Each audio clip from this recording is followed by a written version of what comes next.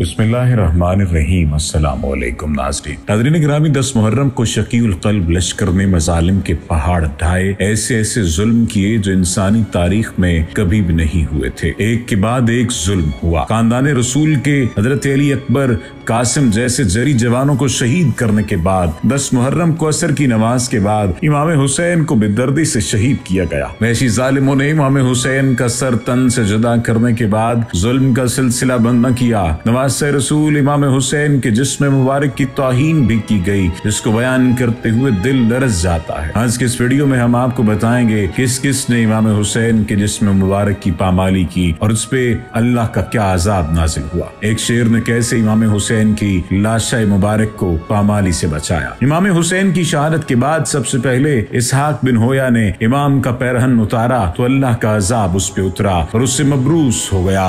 उसके बाल झड़ गए। इमाम हुसैन का पैरहन 110 जगहों से छेदा हुआ था। उस पर तीरों, तलवारों और ज़रबों के निशान थे। इमाम के जिस्म पर 33 जख्म नेज़ों के और 34 जख्म तलवारों के थे। उसके बाद एक मलून बहर बिन काब ने इमाम का ज़ेर सतर पोश लूटा। वो एक कोहना मरज में मुब्तला हो गया। वो बैठ नहीं सकता था। आपका जो पैरहन इसहाक ने लूटा था, जब उसके भाई ने लेकर पहना तो उसका चेहरा बिगड़ गया, सर के बाल गिर गए और बदन पर बरस के सफेद दाग नमूदार हो गए। इमाम का सरपोश कैस बिन अशस ने उतारा। जब उसने आपका इमामा अपने सर पे रखा तो अपाहज हो गया। आपकी अंगूठी बजदल बिन सलीम कलबी ने उंगली काट कर उतारी। जब ये गिरफ्तार हुआ तो अमीर मुख्तार के पास आया। आपने उसके हाथ पांव काट दिए और उसी तरह खून में लिथड़ा छोड़ दिया। इमाम की लाश को लूटने के बाद लश्कर यजीद ने खैमों की तरफ रुख किया, जहां बीबी ज़ैनब और बाकी बीबियां मौजूद थीं।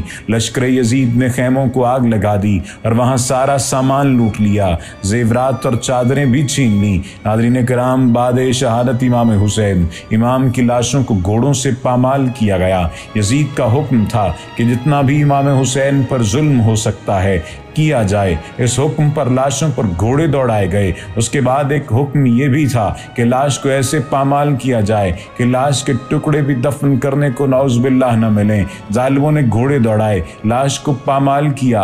ये बहुत बड़े मसाइब हैं, लेकिन ऐलान हुआ कि इमाम हुसैन की लाश को दोबारा पामाल किया जाएगा, कि लाश मुबारक को पारा पारा कर दिया जाएगा, रेजा रेजा कर दिया जाएगा। जब ये हुक्म मिला और एक शोर उठा कि इमाम के लाशे को दोबारा पामाल किया जाएगा, इमाम हुसैन की खात्मा बीबी फिजा ने बीबी ज़ैनब से फरमाया कि मैं करबला का वाक़या अपनी बीबी सैयदा फातिमा ज़हरा हज़रत अली से सुन चुकी हूँ। रसूलुल्लाह सल्लल्लाहु अलैहि वसल्लम का एक गुलाम सफीना है, उसका एक शेर है जो करबला के आसपास रहता है। जनाब बीबी फिजा ने कहा, अगर ए बीबी ज़ैनब आप इजाज़त दें तो मैं उस शेर को आवाज़ दूँ ताकि वो इमाम हुसैन की लाश की पामाली को बचा सके।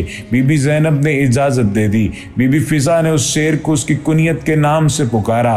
वो शेर नमूदार हुआ तो आंसू बहाते हुए बीबी फिजा ने कहा कि फातिमा और अली का बेटा 3 दिन की भूख प्यास के बाद शहीद कर दिया गया है। लाश को पामाल किया गया है। अब दोबारा इसकी लाश को पामाल किया जाएगा।